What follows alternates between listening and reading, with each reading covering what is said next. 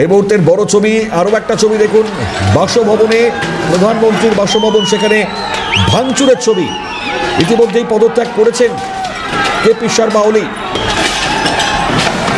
এর পরবর্তীতে তিনি রওনাও দিয়ে দিয়েছেন নেপাল থেকে, এবং সম্ভবত অসমর্থিত সূত্র মারফত যে খবর উঠে আসছিল দুবাই তিনি যেতে পারেন, সেই খবরের সত্যতা কতটা এখনো পর্যন্ত স্পষ্ট হয়নি।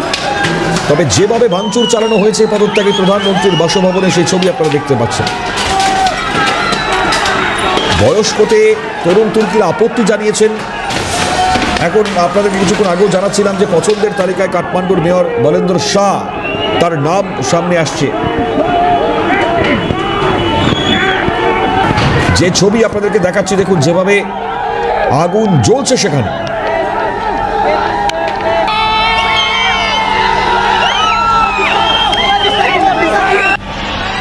এক এক করে ছবি দেখাচ্ছি আপনাদেরকে, এক এক করে যে অবস্থা নেপাল থেকে সামনে আসছে, যে ছবি সামনে আসছে, একেবারে চাঞ্চল্যকর সেই ছবি।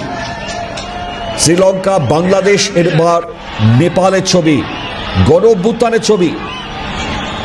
চরম অরাজক পরিস্থিতি তৈরি হয়েছে নেপালে।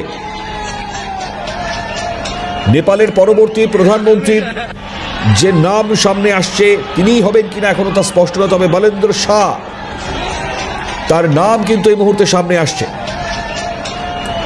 এটা শোনাই আন্দোলনকারীদের বক্তব্য এক এক করে শুনুন।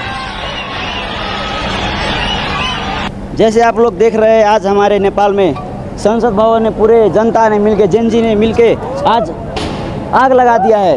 नेपाल पुलिस ने जितना ज्यादा किया ना, कल चुन चुन के गोली मारा उसने सीधा यहाँ पर मारा है, डायरेक्ट वो मर गया है।